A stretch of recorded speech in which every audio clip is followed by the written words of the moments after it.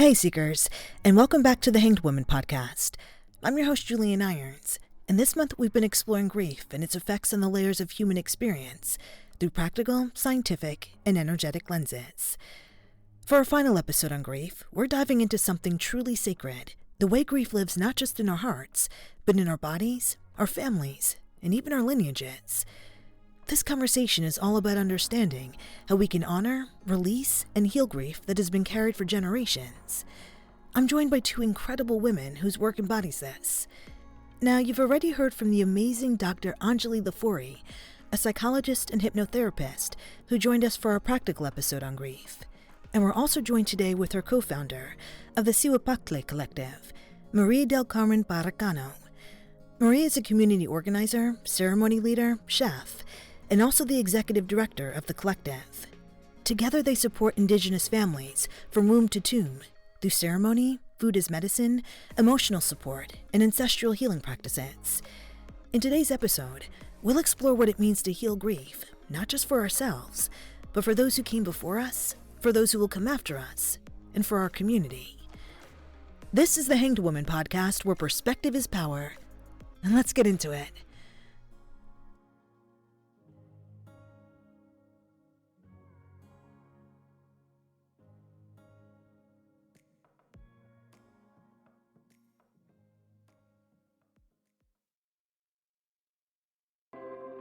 Hey, fellow seekers. I'm taking a quick pause from the show to share something really close to my heart. And honestly, the only reason you're even listening to this podcast right now. It's Three of Cups. My sisters and I created Three of Cups, an Iron Sisters mission of love, as a space for healing, beauty, growth, and community, because we believe life is meant to be full, rich, and abundant in every way. We offer all kinds of ways to support you. Energy healing, heart-centered art, even marketing that will help you enhance your brand's presence in the world.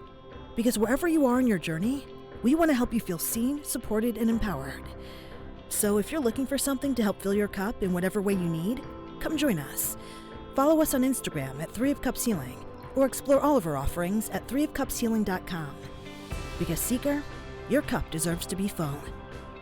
And now, back to the episode.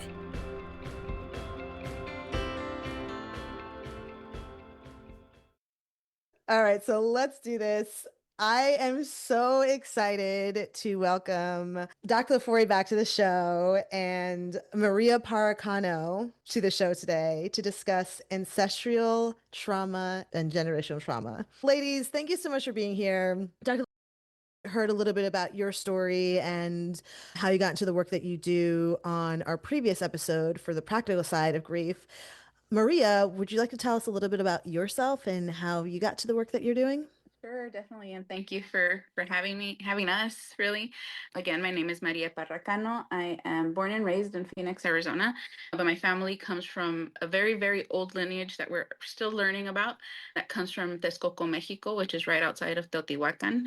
And recently we learned that my mom was like 97% of that lineage, and her blood is still running deep within all of her children. She had 7 surviving children.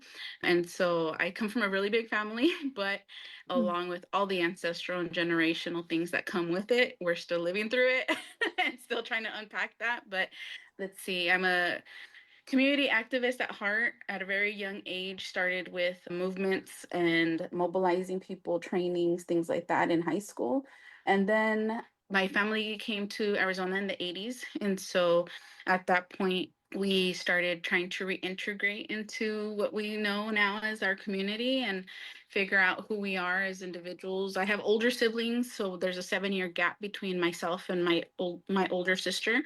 And so those siblings grew up way different than we did, but and navigating things in a new country versus the younger 3 of us who were born here and kind of were already within comfortable, as we could say, as comfortable as can be. But fast forward to where I'm actually expecting my first child and kind of excited. I was already in my 30s. So I was 30 when I had my first daughter.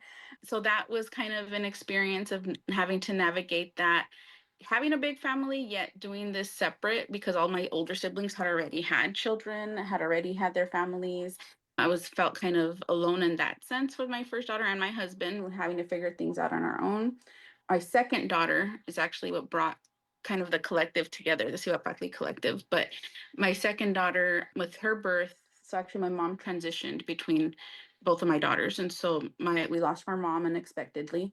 She was a major person in the community, not only to our family, but my parents are artisans in a sense of where they would make mariachi suits, ballet folklorico dresses, so very much tied to the culture, but they were tailors by trade, but they were very into the arts and when it comes to it, an expression of Mexican culture. And there was probably about 20 mariachis at my mom's funeral. Things like that where they showed up in the costumes or outfits that she made them. Things like that. And so her loss was definitely felt and still felt, obviously, but within that, my mom was also a womb worker, and we grew up with people in our home constantly working. She would work on babies, she would work on the moms postpartum. There was always people in our home where in a sense our traditional medicine was always part of our lives. And my dad also is people would come to him for bones. So in Spanish, it's called a huesero, or somebody who would work and help mend if your shoulders are out of pocket. He would like pop it back in, and this was normal to us. This was everyday life for us, and along with music and dance. So that was always a thing. After school, I don't even remember doing homework. It was straight to dance practice, and so we actually had a lot of physical activity as far as that goes. But my daughter, when Kisani was born, was a really big shift for me because that was the first time, which now I recognize it as postpartum depression. At the time, I didn't know. It was like grief, layers of missing my mom, layers of what's going on with my body. Why can't I another C-section? Okay, let's figure this out. But then she was my NICU baby, so she was also in the hospital for about 2 weeks after I was released. So pumping at home, pumping nearby at a sister's house, and then my husband taking the milk to her, things like that. So definitely having to navigate that. But ironically, that was my birth story, which I learned later was like my mom did the same thing with me. Just those ancestral linkages there as well too. It was about 3 months postpartum where after Kisani was born, where I left her for the first time with one of my sisters and I flipped out. That's where it set in, like, what am I doing? What am I doing with how am I gonna handle this with the second child? How did my mom do this with 7? Like, how do people do this? And I put out a message. I stayed up late on Facebook, put out a message to like people I knew from ceremonial circles, from my undergrad, from work, from different things, different areas of my life, just asking for help, asking for reaching out to people. The first time was like, let's just meet up for coffee and just talk. When a few weeks went by and we ended up setting up a date, let's just meet up for coffee at this coffee shop downtown Phoenix. About 10 or so people showed up with babies in hand or some just there for support. And it was really just leaning on somebody, reaching out to people to be able to come together. Now, prior to this, I had already belonged to a ceremonial community that encompassed a lot of maybe like 20 families. And I helped those families with their children. Like I was the one baby wearing and carrying their kids while things were happening, and this was before I had my kids. When I needed the support, it wasn't there. And so I feel like we needed to create something. So when in asking for help, I was not knowing that that's what would lead up to the Cihuapactli Collective. And yeah, the first meeting was about 10 people. Every time we met, we kept growing to where we actually had to find a different coffee shop to meet, a different location. We would meet up every so often, and then we started having conversations about what we needed and what we wanted, and that was to heal ourselves. That was to heal our bodies. That was to heal our circles around us. And we organized our first ancestral womb wellness gathering, which was just focused on bringing traditional healers and practitioners together to help us. The very first one we planned, I was actually postpartum with the loss of our son, which was my third birth, and he was a loss, but I was postpartum in organizing that as well. But in a sense, it helped me at that time, right? Staying busy or keeping focused on something. And every birth, I feel, has led to something new within our world of the collective, of the Cihuapactli Collective, of training each other as birth support, but then also when it comes to loss, how do you touch on that, right? And how do you manage that in community? And then also My last birth was also a very traumatic experience, which then at that point, my husband had a birth support. My daughters had somebody able to support them. I was bedridden for months. Postpartum, also postpartum preeclampsia brought me every birth was hitting me, impacting me differently. And the last one, I was bedridden for months. And at that point, I was like, I'm not having any more kids. Don't blame you. Shop's closed. Because the next one, I probably won't be here anymore, just due to the severities of each birth and the outcomes that came with each one. Before kids, I received a culinary arts degree from Scottsdale Culinary Institute.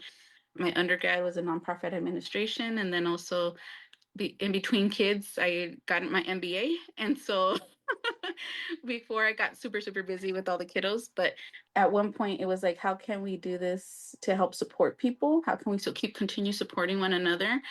I see it as blessings. The blessings kept coming to us to be able to grow as an organization, incorporate as a nonprofit, connect with people that could bring stability, more sense or structure to an organization. And we're just stay-at-home moms, or we're just people that would want to get together every so often and have coffee. And it grew very organically to the point where now we're turning 10 years old this October and celebrating a purchase of a building for our organization and seeing our kids claim the space as well. Like they're like, this is our building, as they should. Like actually feeling, knowing the work that they've been a part of, seeing how mom has evolved and healed in a sense, connecting to our lineages, always exploring our indigeneity in whatever part of the world that comes from, and then also navigating what we say two worlds of living as Indigenous people within an urban Indigenous city that doesn't recognize us. Between the two of you, the amount of knowledge and the amount of energy that you bring to this space is so impactful and powerful. So I know that just based on your own experiences and the experiences that you've witnessed, you're going to be able to offer a lot of people help on this topic. And I'm so honored to have this conversation, honestly. So thank you for sharing all of that. Let's jump into ancestral trauma and ancestral grief. I know you guys do this together quite often. So I'm going to pose a question and then whoever wants to answer can answer. Okay. So, how do we actually define ancestral or generational grief? And how is it different from the grief we personally experience? Yes, I think from my perspective, more of the spiritual and ceremonial aspect of things. Of sometimes for most people, it's not really known, or the connection to their grief is not recognized until they feel something within, or within a ceremonial space, that it could be a scent, it could be a sound, it could be something in the space that opens them up and makes them realize, why am I crying? Why am I feeling this way? Why do I feel this heaviness? Or maybe it's the opposite. Why am I feeling lighter all of a sudden? And sometimes it's unknown. It's connecting these ancestral and genetic lineages to maybe a recognized in the past life, or maybe an ancestor would burn certain sage, for example. Maybe they would burn frankincense. Maybe they would burn a specific medicine that they don't practice, that they don't have that practice, maybe. But in recognizing that scent, they're like, I've said, I've used this before. I've smelled this before, or even in a food, on some type of healing food, of like, I've had this before. Where did I have? And that causes the questions and the unpacking to start.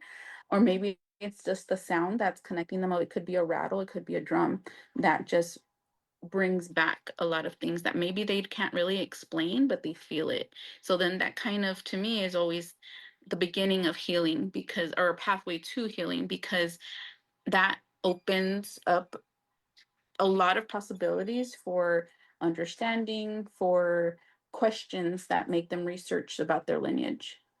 I think the last time we spoke, we talked about grief. And I think the personal grief is your emotions, right? The more relative recent loss.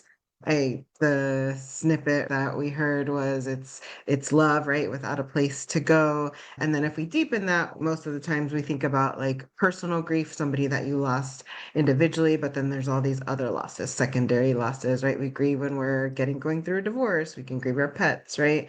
And if we get deeper, we can grieve places and land and basically relationships. So it's your relationship to something that's going to cause grief. And then as we make more room for the significance of a relationship, right? Then I think that makes room for ancestral trauma related to history, your people's history, traumas, and grief related to events and locations. And I'm thinking of maybe some of us have experiences where you go somewhere and you have a really significant reaction and you don't know why. And then you come back to realize, oh, I have an ancestral connection, I have a generational connection, I have a lived experience connection to this place, and there's some sort of memory that's being activated in me because I'm in a particular place. And then I think the other thing, like I'll give a little bit of a biological explanation. For the sake of ancestral trauma, we know that our DNA shifts when we experience traumatic events.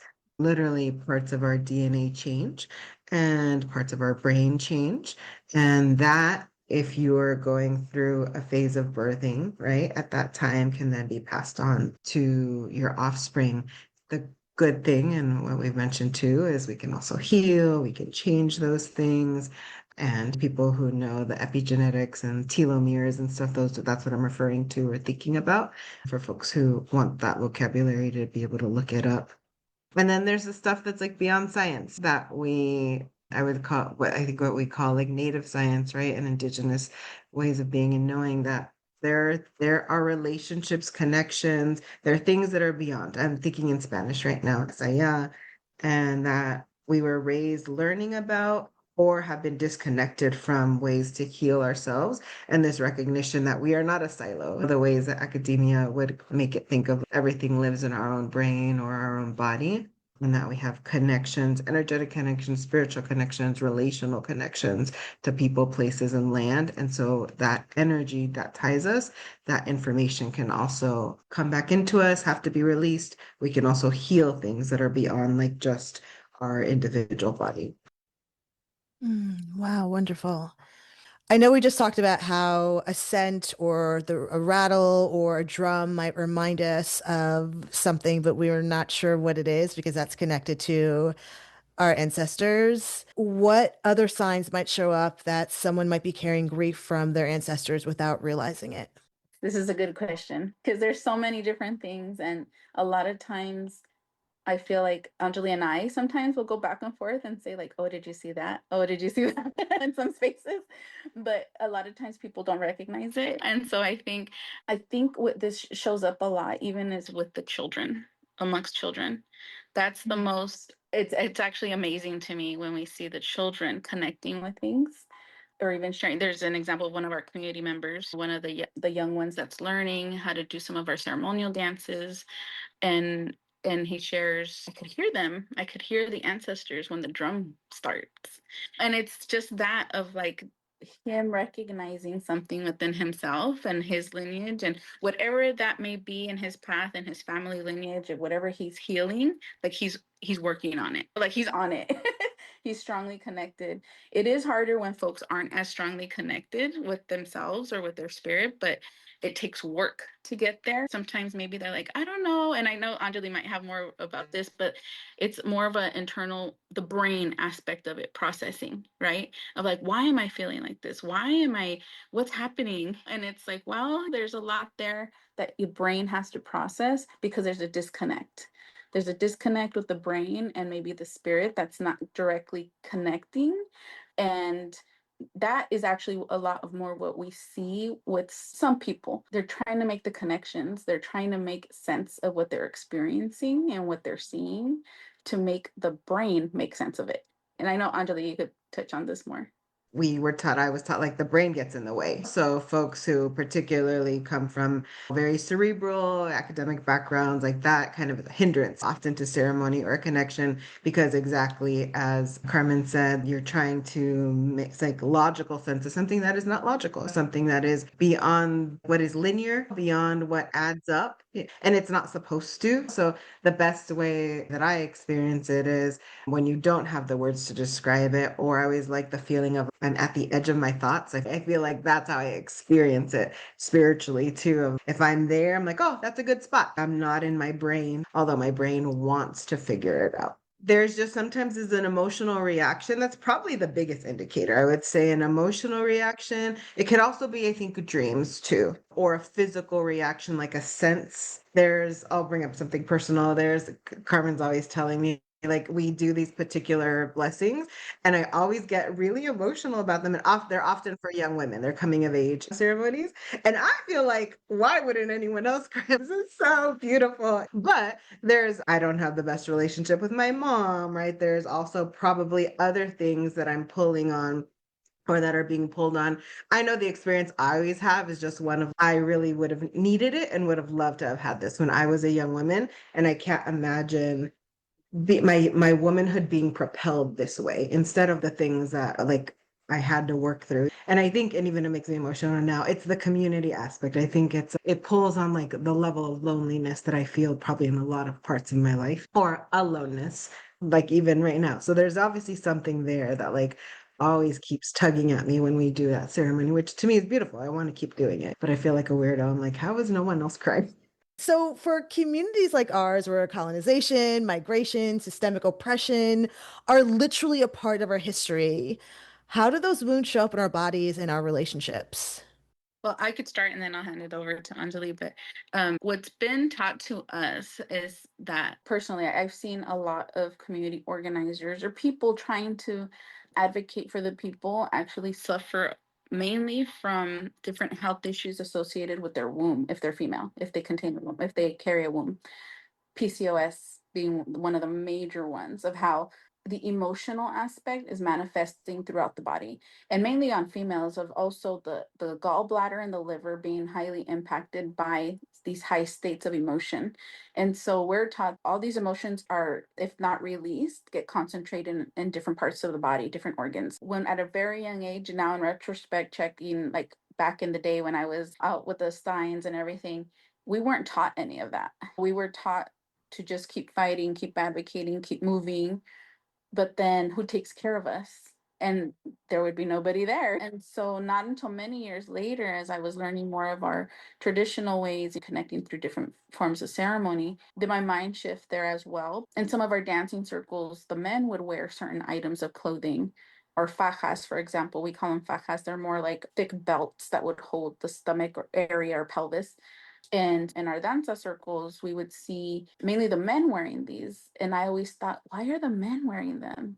Like, they don't give birth, like, they don't have a womb. And so now, like, in learning with some of our elders from Mexico and other parts of the world, it was always like, we need to make sure the womb is supported in different things. Now we really advocate for the use of fajas or rebosos, or these woven garments that are used to help support the body from preconception all the way through different phases of even menopausal, like, you always need that support for the body.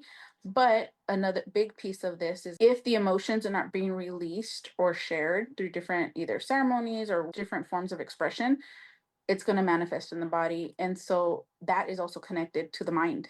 So I remember being in undergrad, but especially like grad school, and I went to grad school at two different institutions, right? And so I remember reading basically beginnings of epigenetic information, right? And I remember like I'm a person who annotates in my notes or in the margins. And I remember writing something because it was biologically related to hypertension, diabetes, all the things, and Black and brown bodies. And I remember writing, I was like, racism is killing us. But it was intuitive.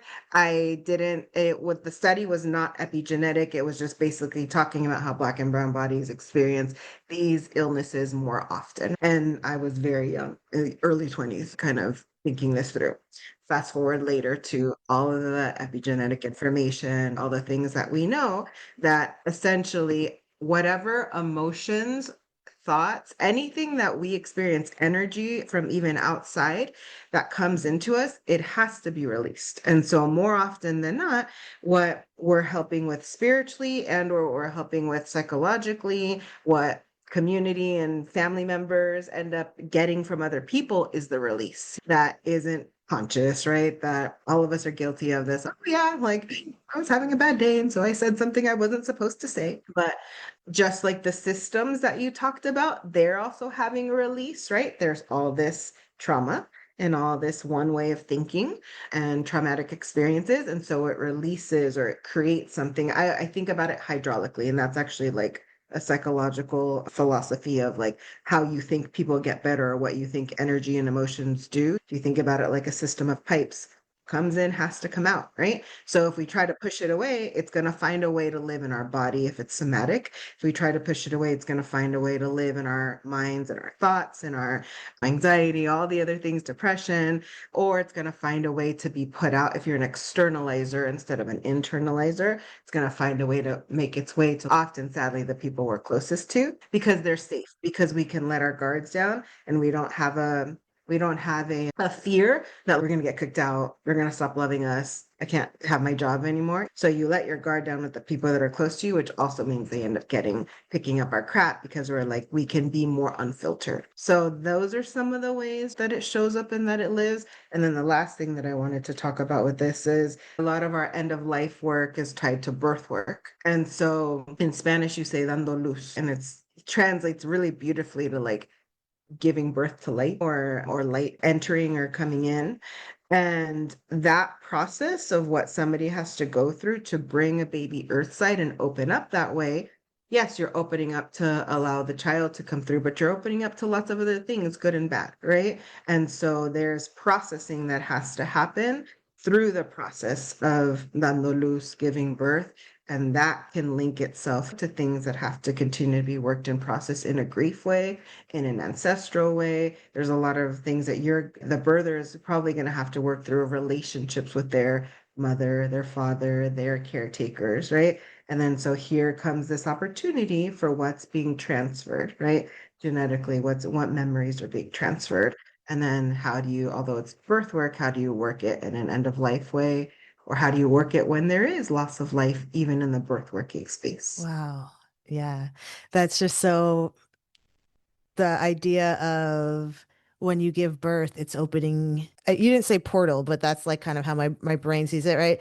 Yeah, it's a good word. Yeah, you're opening up a portal to so many other things, both good and bad and everything in between. And I never really thought about birth that way. We always just see birth as like this beautiful experience, bringing a new life into the world. And it's like, actually, you're bringing in a lot of other things as well. I think I use the word bad too. And I don't know if I want to say bad. I would just say like spiritually or like even I love astrology, astrologically. There's just this snapshot of humanness that isn't all good and isn't all bad. Yeah, And this is the package you're going to come with of the things you got to work through. Like these are your right. lessons. Like no, none of us gets 100% good package, right? We also get this is going to be your challenge in this lifetime. Right. And I think too, like part of it is those conversations that people never had. A lot of Yeah. it is the unknowns of what comes with pregnancy, birth, and postpartum, of like, especially if somebody is not within a community of support where they do feel isolated or alone, and it's like, what do I do? What's happening? Like all the physical and the mental stuff that's happening during that time, and then figuring out what to do. What do you do with it? Yes, there's a beautiful child, or maybe there's not, and you're processing Mm. that grief. For me personally, that's where the grief came up as from an identity place of like, I'm not the woman I was the past 30 years anymore. Right. Yeah. Like I am somebody's mom now, and I had a career and all this stuff, and then now I'm at home, and shit just got real, pretty much. I had red hair.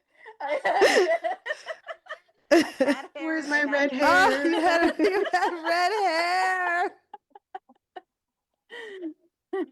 Ceremony and ritual are such a huge part of both of your work. Can you share how practices like blessings, cleansing, songs, and offerings help release grief? Yes, I could answer that one. It's really beautiful, I think, to see different phases of grief as well, but in a sense, ceremonially. to be able to help somebody process through that. So there's different, to me, like the place where the ultimate place for open heart and mind is in sweat, or what we call the sweat lodge and or temazcal. And so there's different ceremonies that we've been taught that help support people with that. But I do think it is a lot of internal work for somebody to experience this after a while. There's been times where it's somebody's first time and they open up right away. Sometimes it takes time for somebody to release that block, the mental block, and allow things to be processed. And there's oftentimes, sometimes we're out supporting community with some of our ceremonial dances and somebody just comes up to us. I've had this personally happen to where maybe somebody's birth didn't turn out the way they had planned, and that's grief in itself too. And all they did was make an expression, and I was like, oh, okay, I could feel it, I could see it. You need support. How can we be of support? How can we help? And sometimes it's just sitting there, sometimes it's burning medicine for them and standing there with them. Sometimes it's helping them sing a song while they process things. And it's just really interesting because there's so many different things that can happen, and sometimes it's really up to the individual to tell us, I'm okay, I'm all right. Maybe they don't know yet, maybe they just need time. So that's often something that we often recognize. And I think for us specifically, and I think Anjali and I, a lot of things are nonverbal.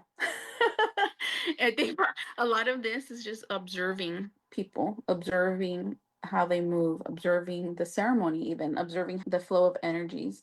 And we know not everybody has that same experience, but I feel like a lot of times it's just seeing things and observing, being available to people is what is the big thing for folks, of or just mentioning whether they're in our prayers, whether we think of them during our songs, if we're burning medicine for them, things like that. Some that may seem insignificant for people but are huge when it comes to people processing grief and loss specifically.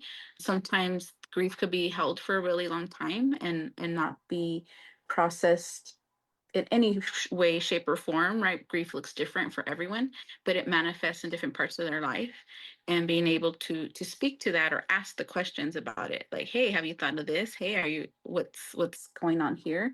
And those are the ones that I feel like that's usually with folks that we're most closer to be able to, and we on the day to day that we're able to see and ask those questions of. But others times, often than not, do we see people just, if we're out in community, just coming up to us and just sharing openly, like them being called to, whether it be the drum or the rattles or the smoke, and feeling like they need to release something. Dr. Lafaurie, did you have anything you wanted to add to that? Yeah, I'm glad you said the word release because I feel like that's Carmen's word that she uses most frequently, and it's true. And that's what it looks like or feels like, is somebody releasing something. Again, whether it's verbal, an emotion, or a lightness. So parasympathetic and sympathetic systems, right? So your parasympathetic system is your relaxation system. Your sympathetic system is your voluntary control. So if you pick up your arm, that's sympathetic. You told your brain to do something, but you can't tell your body breathe right now, or you can't tell your eyes to cry right now, right? Those are all not automatic. And so there's systems that operate in the background without your control. So I think those releases often are parasympathetic, right? And they go off of like things like your breath, your digestion, your waterways. And I say that waterways because there's all the ways that water works through our body. And that's often what a release will look like. It's on one of those systems. Okay, Seekers, I think this is a really great place to take a break. We'll be right back with the episode. Hey, Seekers. So, healing isn't always pretty, but you don't have to do it alone. Temperance Energy Healing offers intuitive energy work to support you through life's biggest transitions, grief, change, and beyond. Whether you're navigating loss or simply seeking alignment, Temperance offers grounded support with care, clarity, compassion, and non-judgment. We offer in-person sessions in Marina Del Rey and Valley Glen, or remote sessions if you're outside the LA area. Book a session, remember who you are, and fill your cup at threeofcupshealing.com.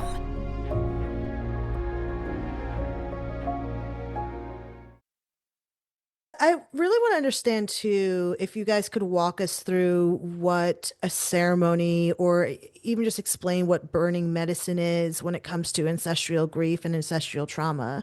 What does a ceremony look like when it comes to healing those things? It varies, honestly. So it depends on if it's a request from somebody who comes to us and we have a conversation about what the ceremony is for. If it is grief related, then we focus on that to allow them the space to release. This could be in conversation. And as far as the medicines go, oftentimes I was taught the use of what we call copal in Spanish is actually a tree sap that is used and burned. And that's usually placed over some coals or something that helps warm it.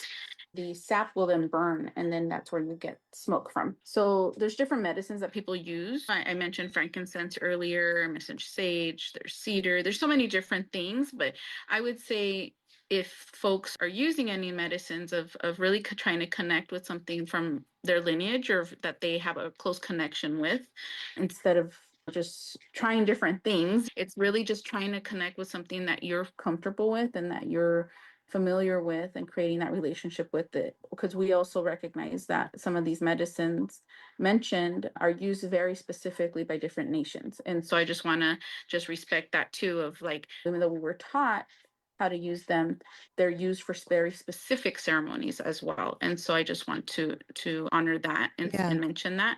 The ceremonies we do, we were taught it in a very intertribal way. And so, in a sense, my lineage comes from the south of Mexico. And then in Phoenix, very urban indigenous city, where we have different people from different nations here as well. Some of our teachings come from our relatives to the north in South Dakota, I should say.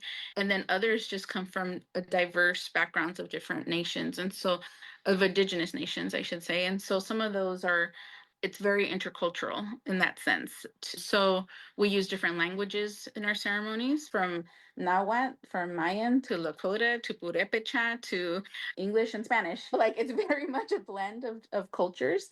And so with that, we also recognize and try to uplift where our teachings come from as well, out of respect for our teachers and also for somebody who might be confused as to like, what are they doing? Like, what nation? Is it one or is it not? Like, really just understanding the diversity amongst our peoples. It's reflected in our community. All the different faces, all the different shades, all the different blood understandings and upbringings is reflective in our ceremonies. And so with that, we want to, from burning a medicine, it could be just simple as a fire, could be ceremonial for to somebody, which a lot of our urban folks don't know how to do. Like just building a simple fire. So growing up, I was also taught my mom the simplest of things, certain times of year.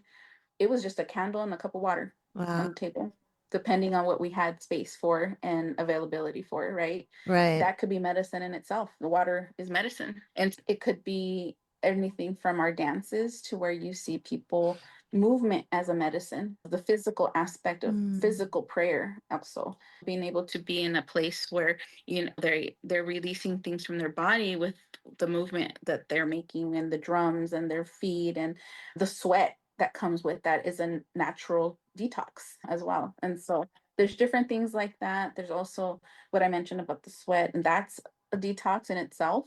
Initially a Lakota ceremony and the Temascal from the south and different parts of the world, but that was intended for men to purify. So things like that to be able to help different layers of our life connect, and using specific herbs to help burn those and smell those and help connect with spirit. Actually, it's making me emotional because this is something that Dr. Lafaurie, we talked about in our previous episode where it's not prescriptive. And so for me right now, I'm sitting here like, well, my ancestry is Jamaican. So I can go and look at my ancestry and see what my ancestors did for healing, what medicines they use, and I can take those and infuse those into my healing practices. And that makes me feel so incredibly connected to them. Wow. I wasn't expecting that. That feels like a healing in and of itself. It's making me cry, that connection to them. Because I think sometimes we feel so cut off from our ancestors, and just having a practice like that to keep us connected to the people, to the women who have come before us, to the men too, but like it's such a powerful, powerful practice. And I think what just happened is like the best example of what Yeah. happens within the collective. Usually there's something we're holding an event and then somebody walks up very similar. You just experienced Julian of, wait, I'm trying to make these connections, and here it comes kind of the tears and the sharing and the wows. And then we often probably feel like I was just standing there, but it's not us, but it is the environment that was created. It is the sacred space that was created. I want to add things to also what Carmen shared of, in addition to the medicines, I would say one of the concerns is also over harvesting, right? And so you're not going to over harvest a medicine if you have a relationship to it, if you have a connection to it, and you're going to over harvest it much less if you have a land-based connection to it, meaning you know what it takes to grow it. You know what it takes to to the environment and where it comes out and what it takes to harvest it.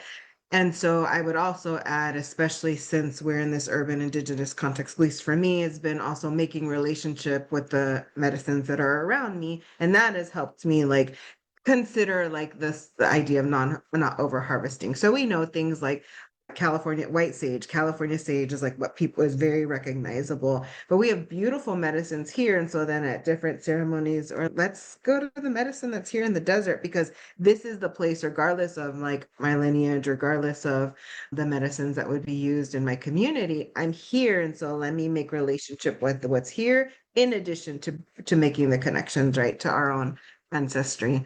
And then also to land, Julian, I just would encourage you as well.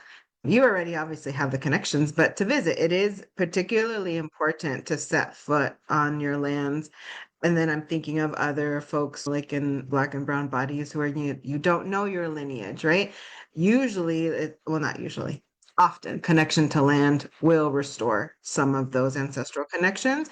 And it can be like a messy portal, like I like a path without a roadmap. Like I don't know where I'm going, but that doesn't mean that information and those connections don't come. It's just, okay, there's going to be a little bit of walking through here without a map, and so I'm going to have to figure this out or get support or feel a little lost in the process, but the same end result will come of that connection. And those are things that like I experienced at different points in time, like when I was able to travel to Cuba, when I was able to travel to Guatemala, and then other places that I hope to go to as well. I'm also in the path of doing some reconnection post ancestry, DNA ancestry revealing. That's like a little bit different than what I expected. And so I don't know, I'll talk to me in a little bit after I visit a few more places, but I anticipate that it's going to be similar to the awakening paths that have reconnected me to my DNA and my ancestry. So we started talking about like harvesting and planting food and things like that. How does food and plant medicine and working with the land become tools for ancestral healing? Yeah, I'll go ahead and start this one. And so personally, my personal journey with food has also been part of the interwoven into the work. Yes, I went to culinary school, but in culinary school was when I realized that I had already known a lot about food just from home and in my mom's food. In culinary school, we learned of mother sauces, and I was like, no, I got my mama's sauces. Like, Yeah. I was like, no, I already knew this.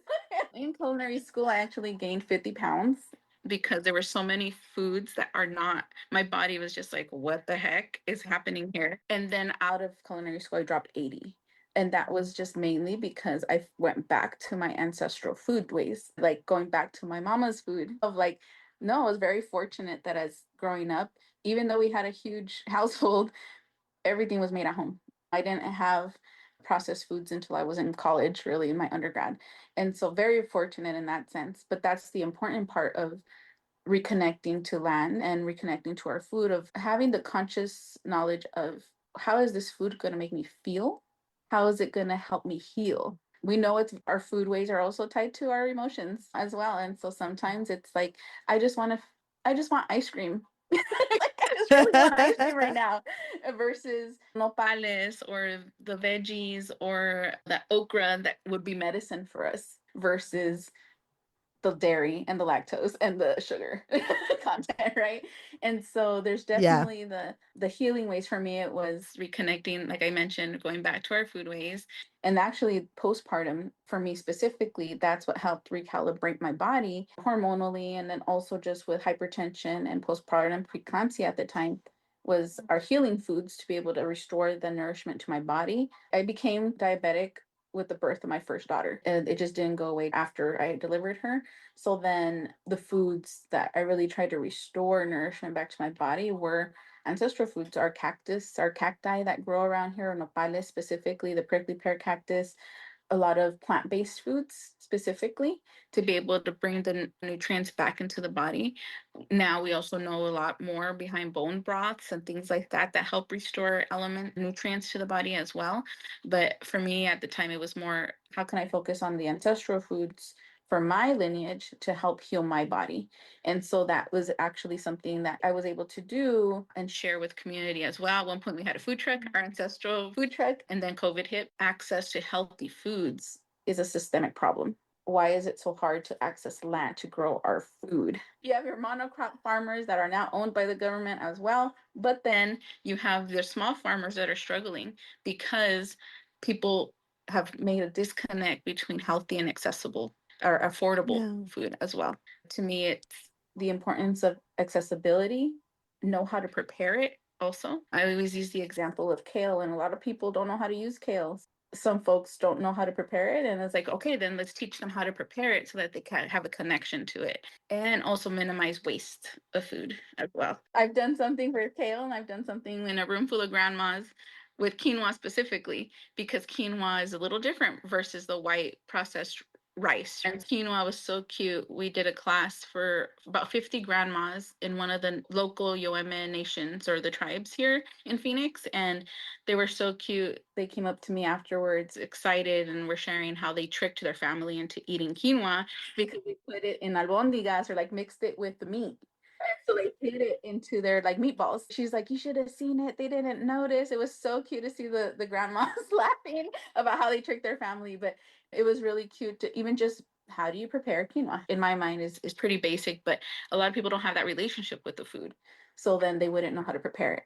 And so it's just exploring that along with land and growing, trying to grow, whether it be a cousin of the quinoa is amaranth. If you grow amaranth, and it grows wild here as well, but how can you grow amaranth, or how can you grow sunflowers to then harvest the seeds and then consume them versus all of the different steps? And I think we get to a place where we honor our food a lot more.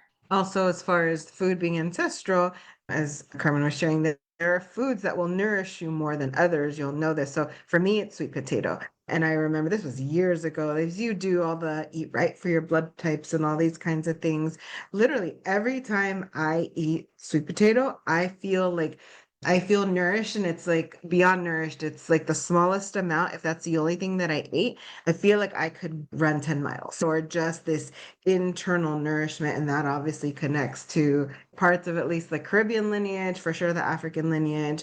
And I think that's also why it's important for the land-based conversation, because the ways we knew this before, like technology, is that we had a relationship to land. We literally studied the food. And I don't mean study like seeing under a microscope, just we looked at it, we touched it, we smelled it, we ate it, we thought about it, we looked at its shape. And often food reflects the shape of the organ in the body that it is good for. But all of this requires time for you to sit with food, and is not a knock. Yes, I love the grocery store too. It makes life easier, but there's a detriment to that. That's how you get to over harvesting. We were talking about medicines, right? When you're just picking it up at your local new age store or whatever, you don't get a sense of what it takes to kind of make that happen. And so that's how overconsumption, overuse, all those things happen. And where the disconnect can also come from. I don't know what I'm supposed to be using it for, because you haven't sat with it. So you haven't built a relationship with it. And we say that word a lot too, of like building a relationship. The same way you build a relationship with a human, you build a relationship with food, you build a relationship with instruments, you build a relationship with ancestors. You and I were talking about this, Julian, the last time we talked, like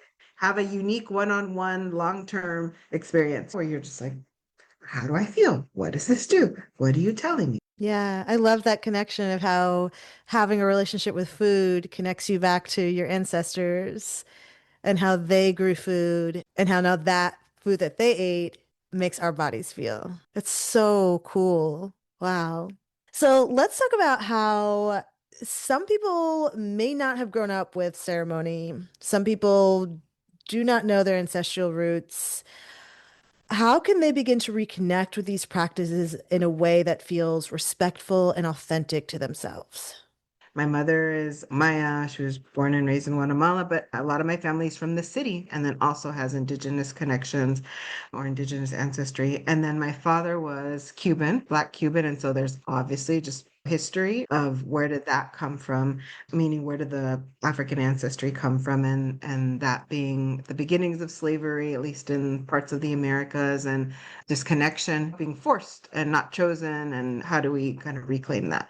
Also, my daughter is African American. And so when we were in Teo, that was the question that I asked because a lot of people would ask us this in our ceremonies.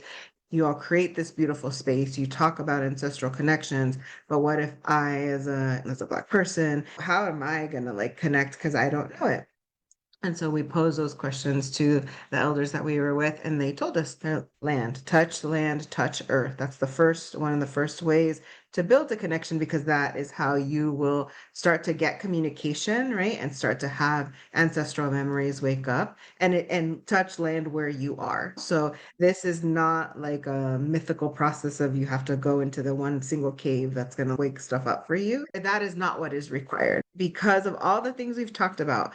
Mycelium, water, all that, all of those connections are going through the land. It is accessible to us, has a lot more often to do with stillness. And I'm not going to discount that, yes, there are times you'll go to a special place. What I felt in Cuba is that I've never felt before in any other place. So yes, some places have special connections, but all of that is being connected through all of the things that we've already talked about. Sit, talk, converse, ask questions, sit at altars, journal, pay attention to your dreams. And then the last thing I would say is try to have folks that you can have conversations with, elders, even better, but if not, just community, period, to help you kind of work through some of this and be willing to make this a long journey.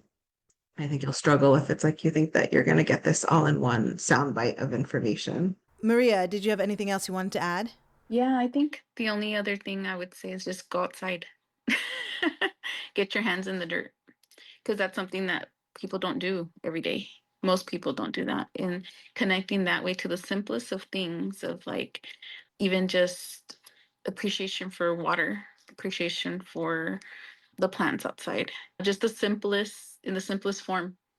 I think because a lot of our folks are just, we come from displaced peoples, right? In so many different ways. We haven't given ourselves the permission to connect with the land that we're on.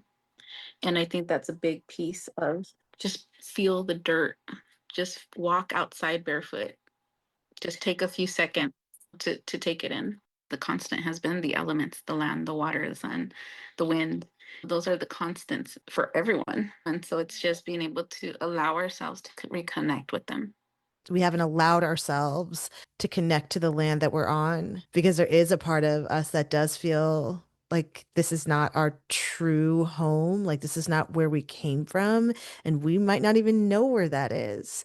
But like just connect to this place where you're at right now. And that will help fill in a lot of the blanks for us. Wow. Feels so healing to hear that. Whew. And I'll add a layer because the earth, especially the earth and the water and the sun too, the elements remember you. So even if you don't remember them or know kind of, all right, elements in what space, that's something kind of in ceremony is often shared. Like water remembers you. It all has a memory too. So you're not going this alone. Like the elements have a relationship with you already. They're seeking the reconnection. You've both lived through profound losses. Jack Lafaurie losing your father and husband within days, and Maria losing your son. How have these experiences shaped the way you approach grief for yourselves and for your community? So I'll say the opposite. The work of the collective invites me often to think of end of life work and birth work together. I don't believe that that connection would be as strong if this community hadn't been formed, but it makes sense to me. It's not only because I've been sitting with all of my comadres that this is the case, but I've been invited many times to like, this is a circle. And these two moments that you're trying to separate actually touch up against one another all the time. So I mean that in birth work and end of life work, in birth and grief.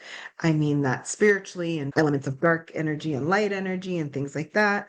So although within the work of the collective, we often center mothers and wombs and womanhood more. We do serve the whole family. And I often think about the men in my life, right? My dad and my husband, more so my dad with our work. And so I think that's sometimes many of our lineages are matrilineal, and but there are some that are also patriarchal. And many of the things that I shared do come from my father's lineage and my experiences with him and the teachings from him. Doesn't mean that I don't have them from my mother's lineage, but when I'm sharing, that's where it's coming from. So I think the work of the collective and the work of my grief path has come through men, and it shows up in the work of the collective because we serve everyone and we serve the whole family. And I guess there's also theoretically, it shapes my work as a psychologist. It shapes my work in the Death Comadre curriculum that we've created. And my theoretical orientation fully is beginning and end points always touching one another and searching for these cycles in the work. And I don't know what started first. All I have is the orientation of knowing that what's in front of me is the work of the collective. And then these cycles keep going around and restarting themselves through my personal journey. Yeah, I think for me, definitely the loss and the grief as far as the loss of my mother is like a huge thing within the collective too, of so many people that were touched by her, but then also like everything I feel like has been to with the utmost love and respect for my mom, to honor my mom and then who she was and everything she's taught us in her children. But then it's also, I did have the loss of our son, and so that added a layer of having to manage what's often held in quiet by people when it comes to the loss of children, as well as that being my only vaginal delivery that healed me physically in that experience itself, and to be able to share that with people as well. With us in community, we also try to support as much as possible, even if it's just showing up or preparing a meal or just showing up with flowers, but really just being physically there to listen to whatever's happening, whatever the need is. And then for us ceremonially too, is being available, being of service to people that need the support. We'll pray with you, we'll sit with you, we'll hold you, we'll cry with you, being able to be there. I haven't shared here, but my husband is also a widower. And so he supports the men in that sense too, of having had that experience, having survived that experience, and during COVID also losing his parents. So being available to others in community that might need that additional support from both, whether it's a male perspective or female perspective, but just holding people in community essentially as a whole. And so we try to be available to those that need just to sit with somebody. And we often get called to hold space for people ceremonially, even if it's outside of somebody who's passing and transitioning. Sometimes it's just to come in and give them a blessing before they transition. So I've been asked to hold multiple roles in that space as well as in the birth space, and being of support to somebody with their child. Just being available, I think, is part of that. The big piece on all of this work is making ourselves available for it. And then it could be the smallest of things. Like I said, it could be a meal, it could be diapers, it could be wipes, it could be it could be anything to show that we're here to support. Can you help us understand the types of ancestral trauma, the types of generational trauma and grief that are passed down from generation to generation so that we as individuals, as a collective, can know what to look for when it's not just like people dying, but it's also other things that have happened to our ancestors? I always go back all the way to first contact with peoples of colonization, the history that many of us know, that people have been subjected to genocide, to diseases, violence, sexual assault is part of that too. Things were not as spoken of in the past. We learned about it. Sometimes we hear about it. A lot of the layers of grief also comes from unresolved traumas that have come from either generational or ancestral. For whatever reason, food is part of that too. Has been used as a weapon, has been weaponized as well. And that continues now. We see that in different forms. Displacement being a huge piece of that too. A lot of times we don't know what our ancestors went through until we feel it later, of thinking like, why am I impacted a certain way by, say, watching a movie or hearing a song? Or I'm thinking more of a movie of like a physical act of something happening on screen, right? And that's bringing up things for you. For example, potentially that could bring up things. It's like, why am I feeling like this? Why am I so sad? Why am I crying? Again, going to that question, why am I crying? Why am I feeling this way? And it's possibly because there's so many examples of what our ancestors had to go through in order for you to be here. And sometimes I recognize it takes work. It takes work to identify, it takes work to heal that as well. It's not linear. Healing is not linear and grief is not linear. It takes generations, it takes time to be able to process this. So whatever work we do in our lifetime, I'm hoping my daughters never have to go through this in the future, of healing the wounds my mom carried as a victim of domestic violence and displacement and being in a different country and language and everything that comes with that. My daughters, I hope, will never have to go through that. So it's also just, what are we doing in our day to day to make those changes? What language are we using? I always think of it as not living as a victim, but trying to thrive, no longer in survival mode, but trying to evolve. When I say that, like, I know it's hard, it's not easy. And I mentioned that just as the healing that we can do for ourselves is what's helping even our ancestors release and heal as well. So I see it as it's very much interwoven, the dimensions that our ancestors may be in are still connected with us, in that we're able to do the little work we try to do within ourselves will help heal them as well. And it goes back and forth. What I thought of when you asked the question is just that a recognition that not every emotion you experience is your own. And that is, to me, like squarely sitting from the psychology side. If anyone ever works with me, this is like 101. What we always start with is the emotion yours or is it someone else's? And we had better ways of identifying that, or even there being room and possibility that every dream is not your own, every emotion is not your own, every sensation is not your own. And what's the process for figuring that out? That's what I would say for people's recognition of what is ancestral trauma or not. And that takes time and cultivation, not a lot, but it just takes time and cultivation to have practices or just a knowing of how to decipher what is your own and versus what is someone else's or belongs elsewhere. And I would say the healing practice is pretty similar though. That's how I feel about my anxiety all the time. Like my mom has it, my sisters have it. I'm like, I don't feel like this anxiety belongs to me. And understanding that and being conscious of that is allowing me to release it a lot easier. So, how do we shift from seeing grief as an individual burden to something we can carry and heal together? What's the bridge we can create between the two things? It actually makes me happy, that question, because I'm like, oh, the work of the collective, all that we do. So essentially being in community. And I say that as with as much individuation as anybody needs, for not all communities, the community right by us, right? Not all communities are family. And not all communities actually even people. So it can be animals, it can be plants. I don't love like the memes and the reels that say find your tribe. And I don't love it because I don't like how that word gets used there, but it is true of find your people, find the folks that are supportive to you and that create your community.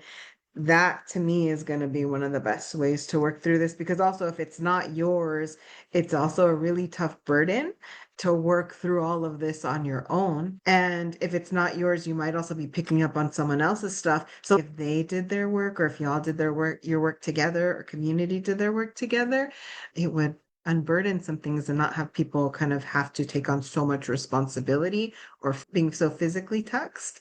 It also adds complexity, but it's, for at least me, I think us, the way the collective thinks about it, it's unavoidable complexity. We are intended to be in relationship. We are intended to be in community. We're intended to belong, which also means we have to work through the crappy stuff of humanness, like jealousy and stupid reactions and somebody sleeping with this person. Like you just, there, that's just a part of it. We don't get away from it because that is a part of the agreements we made to be in community with one another. Talking about the collective, can you guys share a moment from the work that you do that deeply showed the power of collective healing? I could honestly say I think I'm alive because of the collective, especially with all my births, of being able to create the support system that I physically and that my family needed. Dr. Lafaurie just did a cry Okay. laugh emoji, which is why we're all laughing right now. We're not laughing at her trauma, okay? Well, laughing is medicine. Laughing is medicine. Laughing is but, medicine. but yeah, I think because I could think back to my last birth of my last daughter, Tonalitzli, where I was bedridden and we didn't know what to do. Like my husband's like, what do I do with all the kids? And what's going on here? And so we're able to bring in people to help support him. But I also feel like that was in retrospect and seeing that now, I was like, we went back to tradition. We went back to what our ancestors would do for anybody in community that was birthing. Like we just recreated community there, even to the foods, to the kids, to the cleaning. Like there were so many layers there that people came in to help support with. And that is really, in a sense, what I think that always takes me back of like, how can we create this for other people? How can we be of support for other people? Because it saved me. Community care saved me. I think about that. I think about even our ceremonial spaces, just the beauty of how our children are learning and the grandbabies are learning, and how my daughters think of their bodies differently and being able to talk about things. And I look at them and I think I was not that confident at that age, right? At their age, 10 or 12, my older two. But I think of like, I'm just happy that they could see themselves like in that perspective versus what I had to carry for my family and myself at the time when I was 10 Yeah. and 12 years Oh, old. Like absolutely.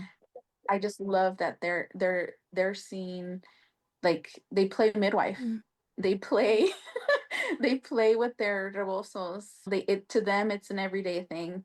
And I hope that they in the future that they look back and appreciate it just like I could see that now. That I could appreciate them learning these ways and being in community now versus how I grew up.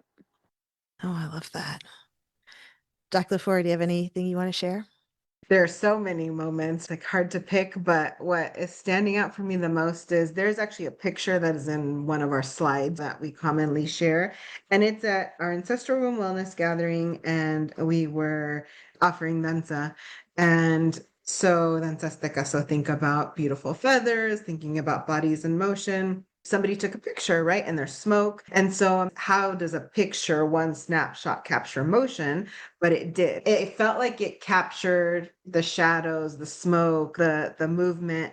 And I was like, oh, whoever showed up in those moments, I think that's also an extra element of like how people feel with us. And the place that it was at was a historical place that I'm sure also some of the folks that worked in that particular location 100 years ago were there.